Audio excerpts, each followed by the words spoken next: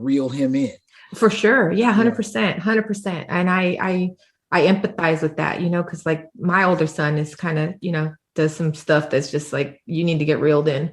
And I feel like it's like, yeah, that same relationship where she never gave up on him, Right. And she always, there was a quote she said in it that she was like, when people see a giant, but what does this giant see in the mirror? Mm-hmm. Right. Mm-hmm. And so he just sees himself, but people see him as a giant. And so he was able to resonate with that to like remain as arrogant as you feel like you need to be, but know that there's a time to humble that. Right. Because not everybody's going to care that you're a giant, and so I think he struggles with that now because he doesn't have anybody that can really rein him in, because he's surrounded by so many people that need him. So that's always difficult too. And so some of the things that I do with artists on the mental health realm is to kind of get them, because being an artist is tough. It's one of the toughest business, and it's hard to be so vulnerable to put your heart on the sleeve and have people critique you for a living. And so people don't realize how difficult that is. Talent be damned. It's still a difficult, it's still a difficult realm. So, and then fame is even worse. So I couldn't imagine every move that I made being documented and analyzed under a microscope. I couldn't imagine that. So it's a difficult space to be in. But yeah, I definitely, man, I appreciate your time. I appreciate you coming in and kind of spreading some light in education. You are a life force to so many. I can just tell by the things you post.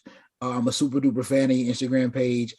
Thank you. Super duper fan of you. I'm glad we kind of, were able to stay in contact, even though we just met via, social media, but continue being a warrior for the people that you serve.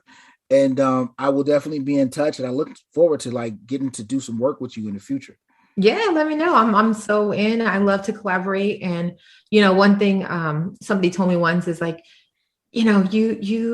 they basically said like you make people like want to do, or you make people work. So then I felt bad. So like I don't ask anymore, like, because I feel like I don't want to put pressure on people to do work, but I'll put it out there right now. Anybody who's listening, anyone, like if you want to collaborate, let me know, because I don't really put it out there anymore unless I'm 100% sure, because I don't want people to feel that pressure of like, needing to partner with me. But I love working together. Right. I'm the same way. People will say, oh, let's do something. And then they like, oh, you really be working though. I'm like, yeah, like, we really try to do this. So, so I appreciate you. Where can people find you on your social media, contact pages, whatever? Yeah. Instagram is my most active one, at Practical School Psychology. And so I please ask you to follow me, look me up. If you have questions, send them to me. I'm trying to post more often. I just so busy sometimes. It's like, life. I get it. I'm going to start a podcast too. So I'll probably ask you to be on my podcast as well. Okay, definitely. I'm down. Yeah, it's going to be the same name, Practical School Psychology. And that'll be probably in the next month or so that it'll be available. And then on Facebook, I have a Practical School Psychology Facebook. So I'm just really trying to build it. And so, yeah, those are the best ways to get in contact with me. Okay, definitely. I appreciate you coming through, and you continue to do what you do, man. And thanks for coming by. Thank you so much. I really appreciate you having me, and you keep it up too. Definitely. Okay. You are listening to the BU Podcast with Michael Arrington.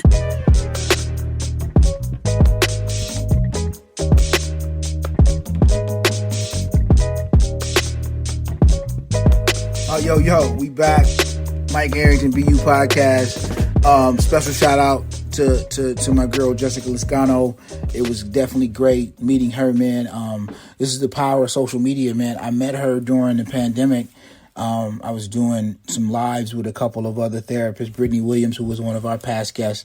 And she tapped in, and then we kind of stayed in contact. And then when it was time for me to do this podcast, she came through, man, and she had a wealth of knowledge, man. And I hope to work with her in the future, man. She is a warrior in this game. She's very, very knowledgeable, super duper smart, man, super duper, just amazing. So I hope you guys enjoyed that. We rolling, man. I'm doing this podcast. I'm starting to get a lot of the feedback and whatnot, man. And I appreciate it all. But some of the feedback has been, people want to hear my story too. So I think I will be doing more hot takes and just kind of letting you guys know who I am via my story.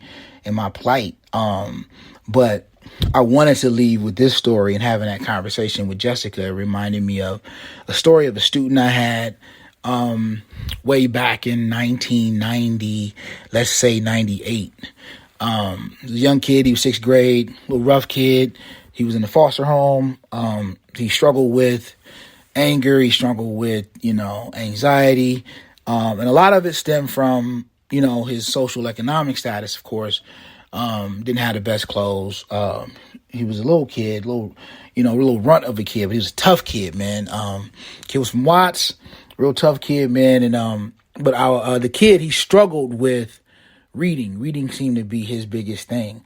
And so I wasn't a teacher at the time. It was more of just an aide. And so, but I noticed that he struggled. He would squint every time we would try to see something from a distance or see something up close. And so, I took him to the nurse, and the nurse kind of gave him an eye test, and the boy couldn't see a lick, especially up close. And so from that, he couldn't read. So his kid was 6th grade, could not read a lick, right? Like he couldn't even, phonetically sound out words. And a lot of it stemmed from he couldn't see, right? And so we got that kid some glasses. I started tutoring him, kind of after school, before school, at lunch, at nutrition time. And so the kid went from, basic reading to like 4th grade reading level in a span of like maybe 7, 8, 9 months. Right. And then we gave him what the KTEA test back then. And his comprehension level, when we read it to him, was at 11th grade level. So he knew words. He knew the sound of words. He knew the definition of words because he overcompensated because he couldn't read. But after that, we figured out what the issue was.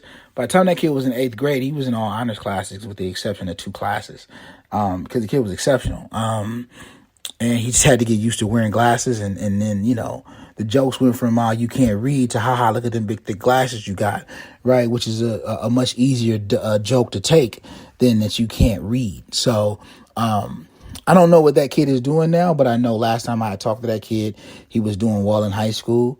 I hope that kid is prospering right now, man. I hope that kid remembers me as I remember him. But that's one of the many thousands of stories that you'll probably hear on the BU podcast of different students that I helped over the course of time. And I'm starting to really get into the fact that I've done a lot of work, man, and starting to really give myself my own flowers. I've done a lot of amazing things, and it's time to let the world know that. I've always considered myself like Batman, man. I come in at night, I see the bat symbol, I come in and save the day, and I always get the blame. I never get the credit. So I will no longer do that to myself, though. So thank y'all for tuning in, man. BU Podcast, another one in the can, man. We rolling. Easy. You are listening to the BU Podcast with Michael Arrington.